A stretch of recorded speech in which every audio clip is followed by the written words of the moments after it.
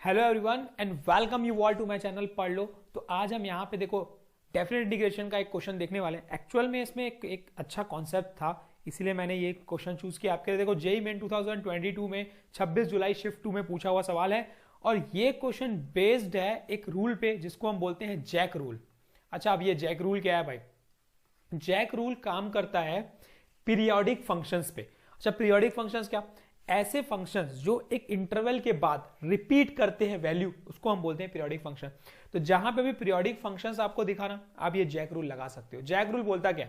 Jack rule सिर्फ इतना concept है कि अगर 0 से लेकर, ठीक है, एन टी तक, टी क्या एक इंटरवल है ना, उस इंटरवल के बाद वैल्यू रिपीट होती है और एन मतलब भाई कितनी बार वो रिपीट हो रही है, ठीक है, कितने बार वो उसका एरिया निकालना है उसके ऊपर डिपेंड करेगा। तो वो हो जाएगा, देखो इसका अगर ये फंक्शन है एफ ऑफ एक्स तो इसकी वैल्यू क्या हो जाती है? देखो एन इंटीग्रेशन ऑफ 0 से लेकर T F of x D x. सिर्फ इतना सा कॉन्सेप्ट है इस जैक रूल का।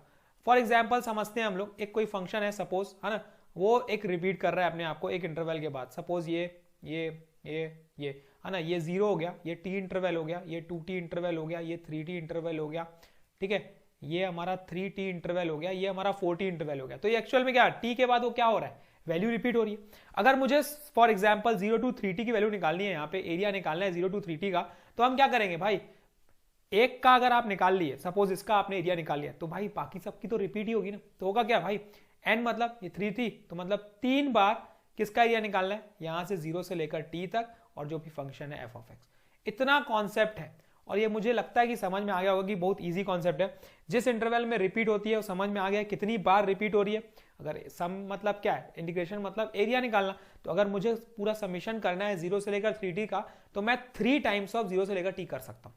ठीक है, कोई बात नहीं, एक का निकाल के 3 से मल्टीप्लाई। तो यही कॉन्सेप्ट इसमें यूज होगा, क्योंकि ये एक फंक्शन जो दिख रहा है मुझे mod sine x plus mod cos x का होल स्क्वायर, ये एक पीरियोडिक फंक्शन है। क्योंकि mod x plus sine x, mod sine x plus mod cos x का अगर आप ग्राफ ड्रॉ करते हो तो ग्राफ कुछ इस तरीके से बनेगा। ये यहां से ये कुछ इस तरीके से ग्राफ बनेगा।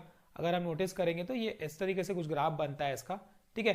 तो ये एक्चुअल में ये ग्राफ जो मुझे दिख रहा है यहाँ पे, ठीक है ना, इस तरीके से ग्राफ ये sine x mod sine x plus mod cos x का होल स्क्वायर का बनना है।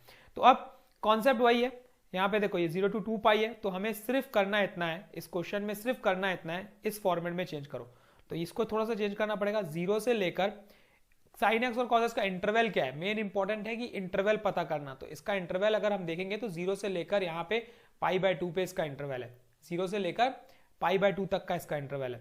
0 से लेकर अगर हमें nt में करना है, इंटरवल मुझे पता है π/2 है, इंटरवल मुझे पता है π/2 है, लेकिन 20 पाई को चेंज करना पड़ेगा, तो मल्टीप्लाइड बाय मुझे क्या करना पड़ेगा, 40 करना पड़ेगा, कि 2 1 जा 2 20 जा 20 पाई हो गया। तो इस तरीके से चेंज करना पड़ेगा। और फंक्शन हमारा तो दिख ही रहा है भाई, फंक्शन हमारा दिख रहा है मॉड ऑफ साइन एक्स, ठीक है, plus mod of cos x, ठीक है, ये होल स्क्वायर dx। बस अब चेंज कर लो, इसके अकॉर्डिंग चेंज कर लो। ये क्या बन जाएगा, देखो ये बन जाएगा 40 इंटीग्रेशन ऑफ 0 से लेकर π/2 जो कि इंटरवल है, जैसे कि मैंने आपको यहाँ पे समझाया। फिर ये बन गया मेरा कितना, sine x plus cos x का होल स्क्वायर dx। अब इसको ओपन कर दो और सॉल्व कर लो। देखो सॉल्व करने पे क्या मिलेगा, 40 इंटीग्रेशन ऑफ 0 से लेकर π/2, ठीक है, a square plus B square plus 2ab करेंगे तो cos square x plus sine square x plus 2 sine x cos x, जो कि मिलके बनेगा 1 प्लस साइन 2x, क्योंकि 2 साइन एक्स कॉस एक्स क्या बन जाता है, 1 प्लस साइन 2x। अब देखो अब इजिली इंटीग्रेट कर सकते हो, 1 का इंटीग्रेशन क्या हो जाएगा, x लिमिट लगेगी 0 से लेकर π/2 प्लस साइन 2x का इंटीग्रेशन लगेगा minus cos 2x divide by 2, limit लगेगी अगेन 0 से लेकर π/2, और ये हमने सॉल्व कर लिया।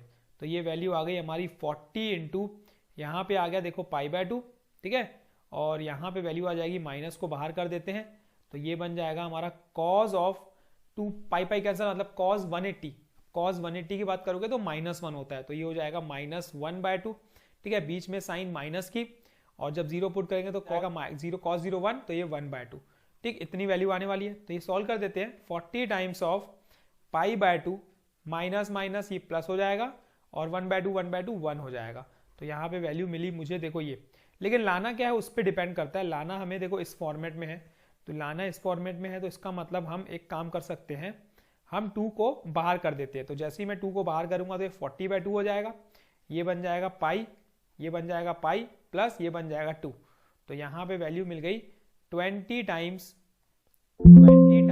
ऑफ पाई प्लस 2, है ना। यही हमारा क्या हो गया, आंसर हो गया। पहले ये चेक करो 20 पाई प्लस 2 है क्या, हाँ है, तो D is a correct answer of this question. देखो ये क्वेश्चन अच्छा क्वेश्चन था, पीरियोडिक फंक्शन पे डिपेंड था। जैक रूल जो मैंने आपको बताया उसको एक दिमाग में रख लो और कहीं पे भी नोट कर लो भाई, ये इंपॉर्टेंट रूल है, इंपॉर्टेंट रूल है, कहीं पे भी यूज होगा, कहीं पे पीरियोडिक फंक्शन आपको दिखेगा तो इसमें ब्रेक करके आप इजीली सॉल्व कर सकते हो, कोई ज्यादा इसमें समय नहीं लगेगा, इजीली बन जाएंगे, हो सकता है आए। तो thank you, all the best, keep practicing, practice करते रहो। हम फिर मिलेंगे क्वेश्चंस के साथ, अच्छे क्वेश्चंस के साथ। Thank you and keep practising.